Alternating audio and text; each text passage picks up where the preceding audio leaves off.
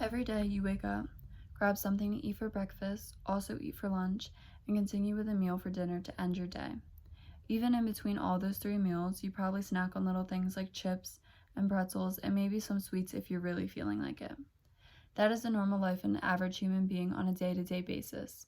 But what if I told you every day you wake up, you feel extremely nauseous, look at that breakfast that your parents made you, and instantly want to throw up? What if I told you every bite you ate, you counted the calories in the meal, and would convince yourself that after 3 bites, that is enough calorie intake for your day?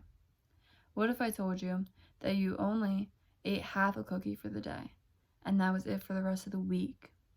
This is happening to about 30 million people in the United States. 30 million people are suffering from eating disorders all around us, and you can help this cause by donating to local organizations that are helping these people recover. And you can also help by noticing the signs in friends and family and stopping it before it gets worse. The defined definition of eating disorder by Google is any range of psychological disorders characterized by abnormal or disturbed eating habits. Eating disorders are extremely risky to the health and are one of the most commonly known disorders, yet not talked about enough to bring the awareness to the cause. These eating disorders you are not just born with. They are triggered and mostly used as a coping mechanism to something tragic that has happened in one person's life, whether it be bullied for one's weight, or it can be a family member dying and leaving one's life.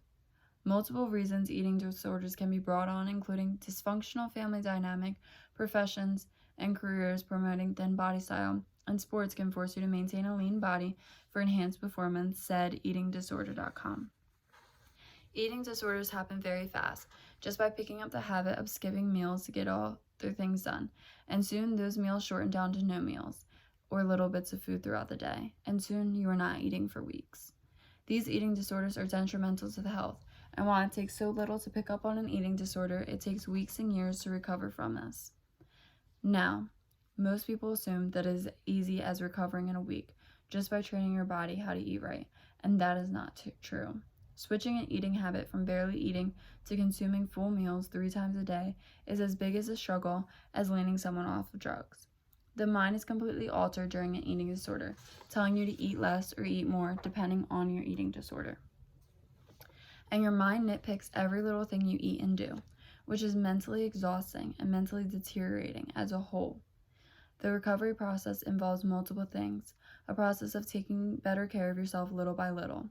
This recovery can go strong for a while, and in most eating disorder recovery stories, eventually the person relapses on a simple trigger in one short moment.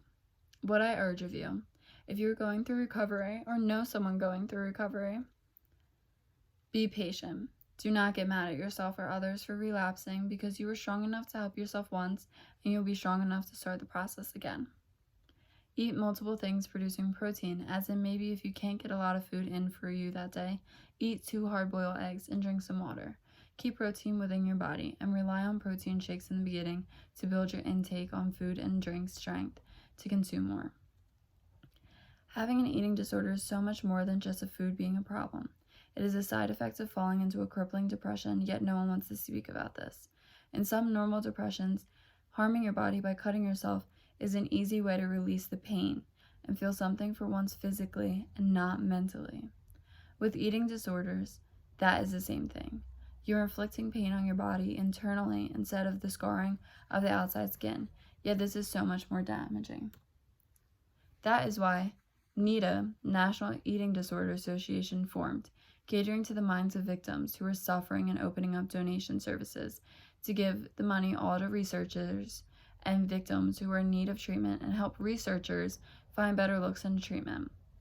The National Eating Disorder Association is a nonprofit in the field of eating disorders. NEDA was founded in 2001 through the merger of 2 organizations, Eating Disorders Awareness and Prevention, and American Anorexia Bulimia Association. This organization has raised over thousands to donate into treatment centers across the state, saving millions of lives with just a little bit of money.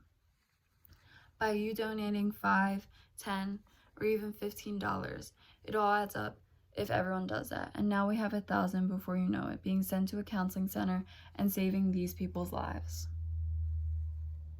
Donations are always asked for through charities, and sometimes the charities take some of the profit for their own, but NEDA doesn't. Every donation dollar is matched, and just a little bit of money can go a long way in someone else's life. Not just by donating can you help this damaging disorder come to an end, but also knowing the signs of someone having an eating disorder can also help. Knowing and recognizing these signs can help save someone before they fall too deep into a cycle and need severe treatment to get back out of it.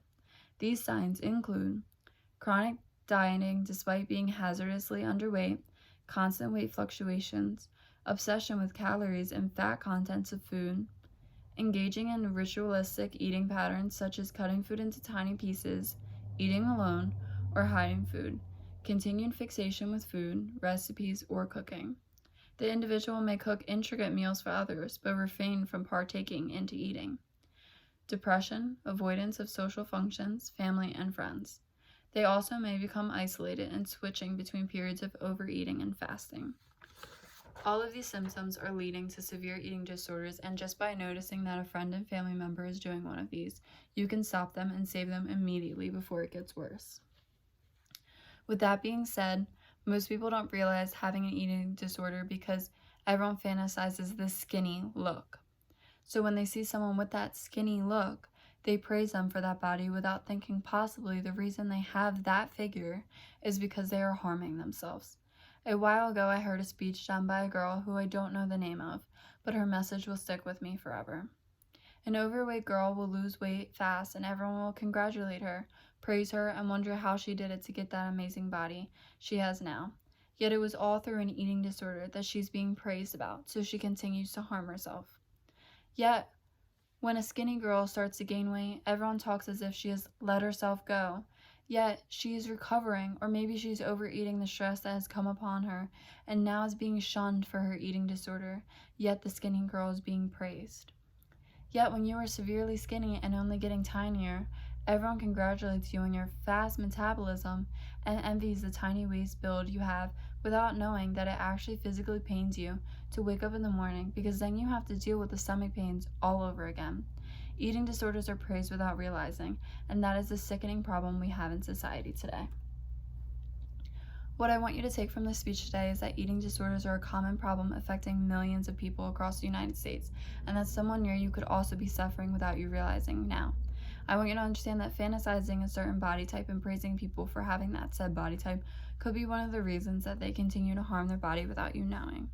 I hope you take all the warning signs I've mentioned and also realize that you too can help this leading cause by donating money to NEDA organizations that provide treatment for free for victims with donation money. Every dollar counts, whether it's the lowest amount or highest amount.